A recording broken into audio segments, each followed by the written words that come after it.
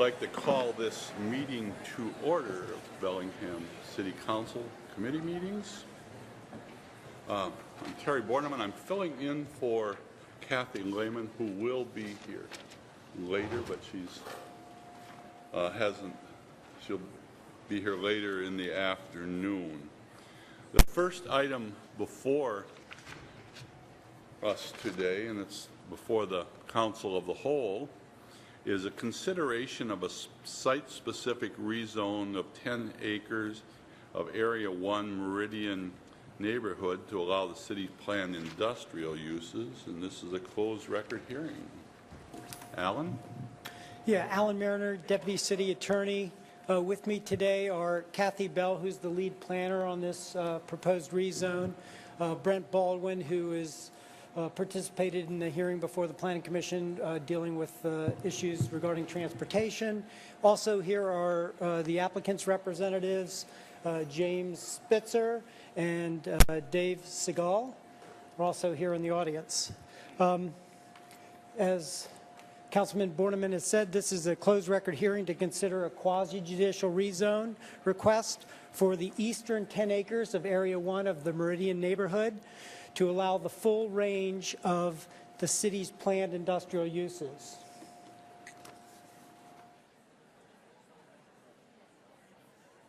So this map shows Area 1, and you can see the hatch-marked area in gray is the eastern 10 acres that is proposed for the rezone.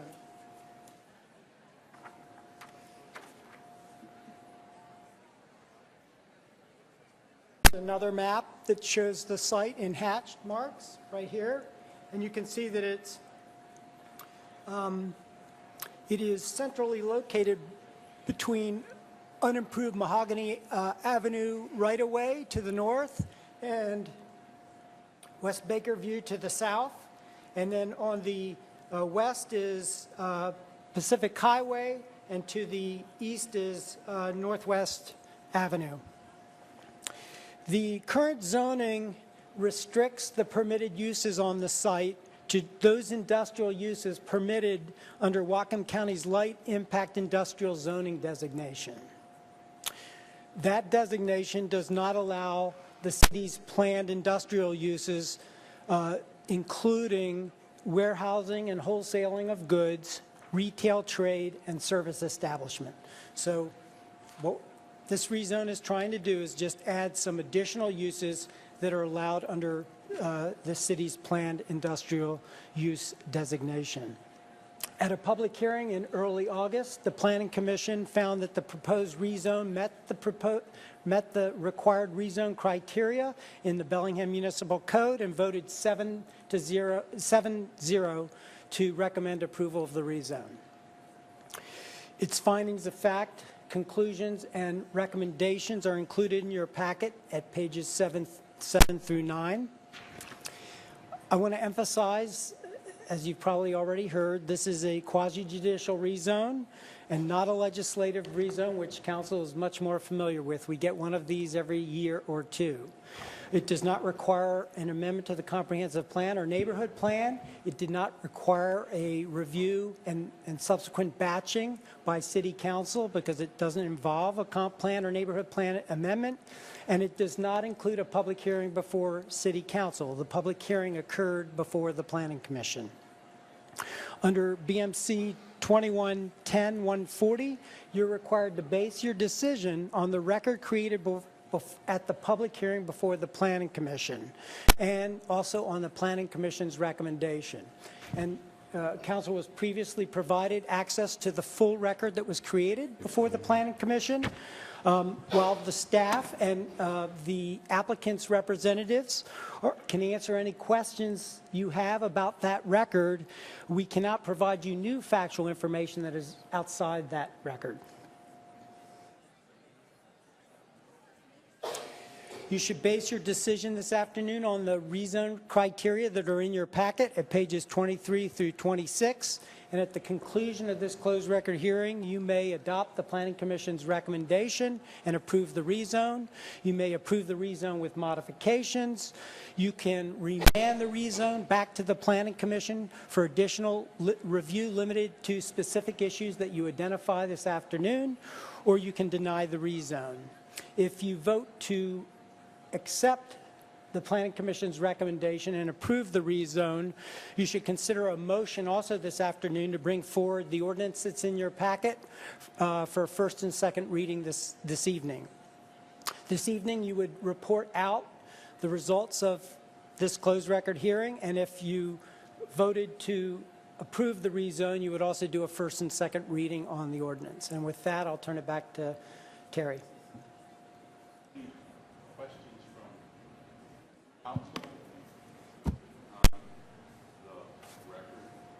Sorry, on the record. Okay. I'll go ahead. Sorry, are we supposed to begin discussion now? I'm unclear on the process. Yes, there's the no process right now Okay. is, The process is for deliberations and any questions, as long as the questions are limited to the record that was created before the Planning Commission, and staff and the applicant's representatives are available to answer those questions. So I do have questions, but if we can go ahead and move the motion and then discuss if that's what people want to do. I'll go ahead and move the Planning Commission recommendations. Second. so we have a motion second before us. Michael? With regard to what was in the record, there were a number of issues that were indeed discussed, but I'd like to go back over them again. Is that appropriate? That is appropriate. So one question that was raised is, why are we just carving out part of Area 1 and just creating new 1A as opposed to a comprehensive look? It seemed to me that the answer was just, well, we don't have time for it right now, or something similar, rather than like, you know, a real reason. Am I correct in understanding why this wasn't all of Area 1?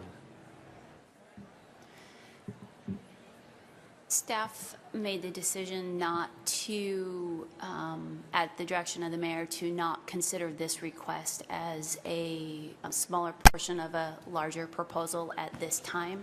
We certainly do anticipate coming back and looking at the remainder of Area 1, as well as potentially those other areas within the city of Bellingham that are limited to only Whatcom County uses, which was an ongoing trend that we had for many years when we annexed properties. One of the things, or one of the factors that went into consideration with this proposal is that we actually had an application that was submitted, and it was a quasi-judicial, and we did have a timeline associated with that, which is a 180-day review. So we felt, rather than delay that project, that we would process this and then take on the larger project as something that would be more staff initiated to bring forward for consideration. How much more work would it have been to do all of Area 1? It seems to me that all of the groundwork and all the thinking and all the review would have applied just as well to the other half of Area 1. Part of our considerations that we had is there was a lot of environmental information to consider, and especially a lot of transportation, and the city staff at this time did not yet understand what the full potential for developments of those projects were. Therefore, then to do an analysis of what the traffic impacts are, then being able to identify what our future needs are in the area. In this particular case, we had that opportunity because we had the quasi-judicial rezone application as well as all the land use applications that came in concurrently. So we did not do a full analysis of what the staff time was. We were really responding to a submitted land use application and a rezone application. Did the applicant bear much of the burden for processing, reviewing, studying this area, and would the applicant have had to share a burden for the area that's not theirs, for they have had to have helped out with the rest of Area 1 if we had gone that route? I don't think we discussed, I don't recall having any discussions to that level of detail. Jack? So Kathy, looking at attachment B of the August 7th staff report, which is on page 29 of our packet, Am I to read on this that only half of the, or less than half of the property will actually be developed because of wetland issues? And it's the western side of that will be developed?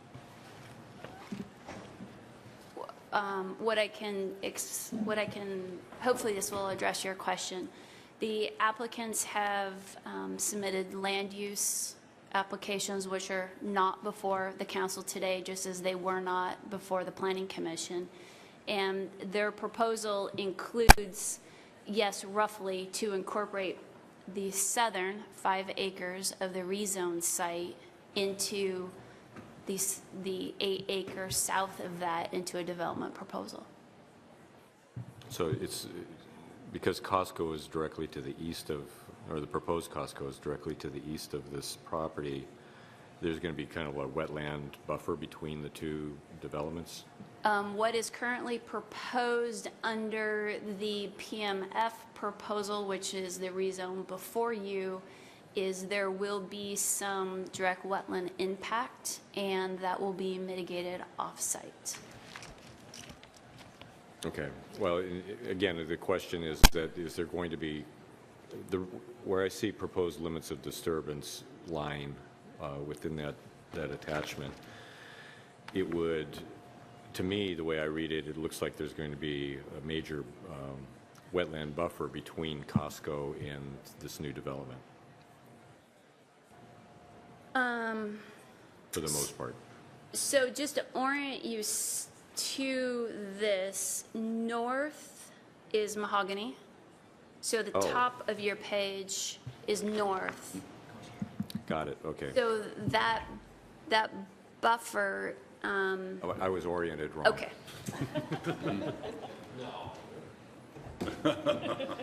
It happens. Okay, thank you. Yes.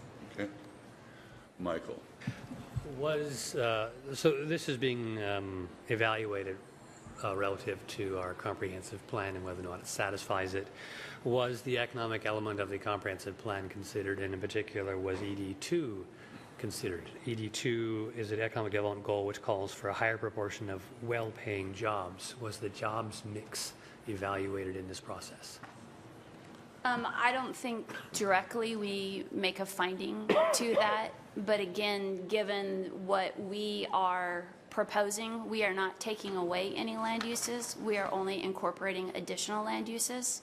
So we did not do an analysis of what potentially additional benefit there could be, but while maintaining the existing density, there still is an economic value to that. So we did not prepare a specific finding to that. It seems to me by changing the zoning to allow retail and service sector mix, we are perhaps working against our economic goal, which is to retain higher paying manufacturing jobs. That was one of the discussions in the economic development chapter.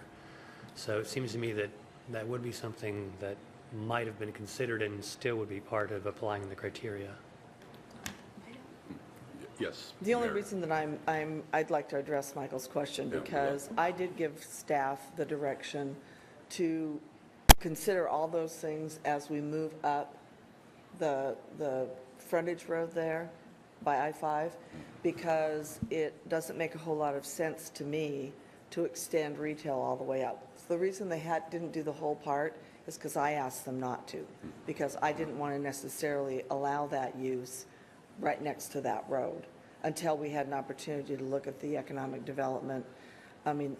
impact of, is there any potential for light industrial jobs or anything that would reduce traffic out there because it wouldn't be as many people and would also pay potentially higher wages. So anyway, that was my thinking. So that's, I guess staff shouldn't be blamed for not doing the whole one, because I want more analysis next to Pack Highway before we extend our retail more up that way. This particular piece is within the retail zone, so I had less concerns about that, but I wanted it to be limited. In And I what think- sense is it in the retail zone when retail is currently prohibited? I'm saying where there will be a future Costco, where there is a Fred Meyer in that area that we have designated, but as employment lands. But I agree with you, Michael. That's why you don't see a proposal for one, because we agree. I'm confused. What? We don't see a proposal for what? The one, Or the one. the end of one that does not have a recommendation on it yet, because we need to assess what our, both our, the northwest, or the north edge of our city is going to be, which direction it's going to be going with the purchases of more property up by Slater Road. And I don't want to give up any more property, rezoning it this way, if I could keep along Slater Road. In my mind, highly visible locations next to the interstate are probably more natural locations for retail as opposed to an area with reduced visibility, which might be a more natural place to retain for light industrial or warehousing or other economic activities that might not need the visibility to customers. Well, I'll leave it to Alan to say whether or not that was part of the record before. Yeah, I don't believe that it was, so we're starting, those are all important discussions, but we're rapidly moving outside the record that you should be considering in your decision. And there is another way of looking at this regarding the economic development part of it, because we've heard this in similar situations previous, when you have property that's zoned this way and no takers in terms of the development it sets there, as opposed to changing it to broaden the uses and you get jobs, and yes, it might not be as high a paying or whatever is the potentiality of something else, but potentiality is just that, unless you have somebody creating the jobs.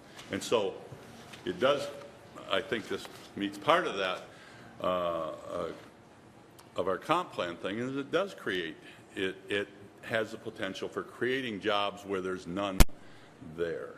And so that's another way of looking at it. Any other comments, questions? Yes, Roxanne. Well, I'd just like to say that I appreciate the certainty of an application. That way we know what we're getting ourselves into. That way we can create certainty about allowable uses. So that's where I'm coming from on this issue. Any other comments, questions? Michael? I'm not sure I can find it in my notes. I think it has to do with criterion. What's listed, I think, is criterion F. Oh, where am I in this document? Well, no, in the analysis section of the memo, I don't have the packet, so I don't know what page it's on, but it's a PDF version, section 6 analysis, part F, criterion. It will not materially be detrimental to uses or property in the immediate vicinity. Is this the one? No, no, later than that. Gosh, I'm sorry, I'm having a hard time finding where I put it. Oh, it's D, sorry, number D. And the answer is that basically the staff's answer is that, is this in general conformance with zoning standards in the proposed district? Subject property is suitable for development in general conformance with the proposed zoning. Zoning contains provisions to ensure the access, internal circulation, buffering of residential uses are appropriately dealt with. My question is, how could this criterion be failed? I've seen a number of criteria where the answer is that all zoning is self-protecting and self-regulating. All development is subject to regulations which require mitigations or amenities for transportation, mitigations or amenities for stormwater, proper protections or mitigations for wetlands. I'm just wondering, what could have been wrong about an application that it might fail such criteria, where it might be seen as creating burdens on adjacent properties? If all of our regulations prevent burdens on adjacent properties, how can you ever fail this criterion? What could have been found that might have led to a failure of this criterion?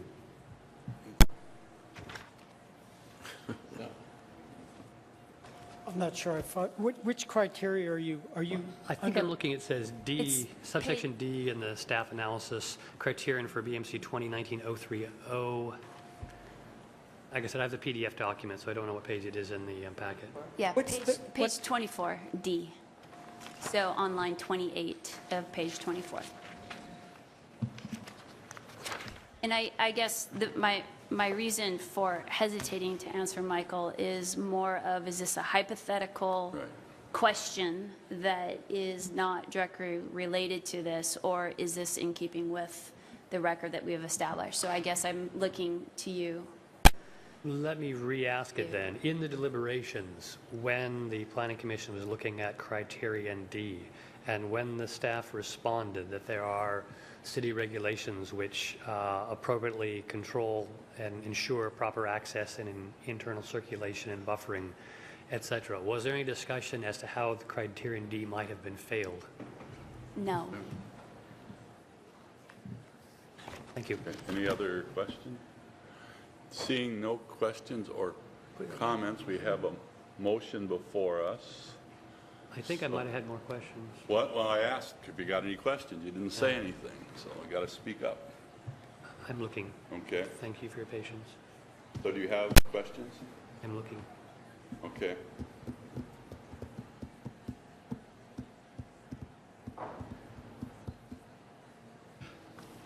I'm now looking at page 49 of the PDF document, and it refers to an area set aside that's not being developed, the more heavily impacted by wetland area. It's a really good picture. You might look at it, Jack. It's the one that shows where Costco is. What will be was it discussed? Yeah? I'm on page 49 of the PDF document. I don't know. I know. It What's is- it relate to so we can have some idea what It you're is talking towards about? the end of the packet, I believe. It's after a letter from Hunt and Mead. It shows a map. I'm looking at the map, and that's where I have my notes and questions written. The map is proposed retail project area. Page 51 and 52. Yeah.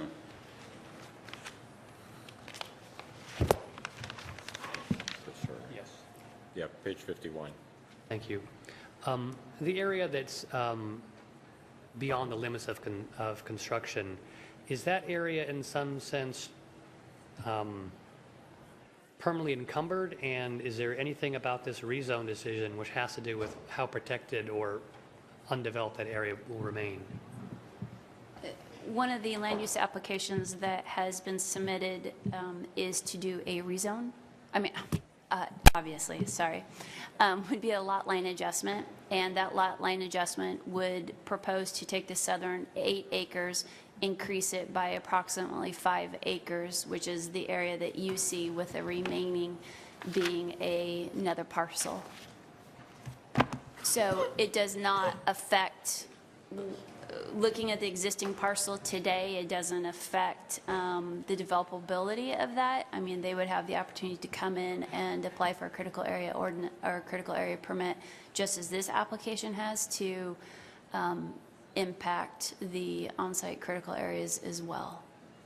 Maybe let me ask it a different way. Is there anything about the proposed change in the zoning that would change the rules with regard to how much of that land must be protected for wetland reasons? No, because it's fully covered under the critical area ordinance.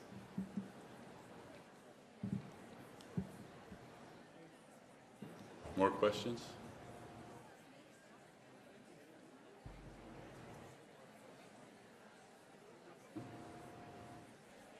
Okay, seeing no questions, we have a motion before us to accept the Planning Commission's recommendations and to approve. All those in favor, answer aye. Aye. Opposed? No. Motion passes 4-1. Now I will entertain a motion requesting staff to bring forward an ordinance tonight. Is that what I need to do? Just a motion to consider first and second reading of the ordinance in your packet tonight. Yes, so I So moved. so move. Second. Okay, any comments? All those in favor of the motion, answer aye. Aye. Opposed? Okay, we will consider first and second readings of that tonight. Thank you. Thank you.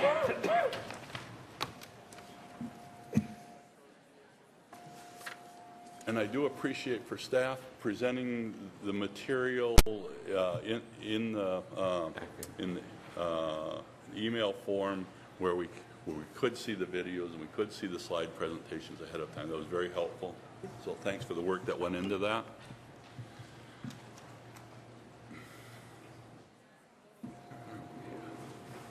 Did Public Works. Okay.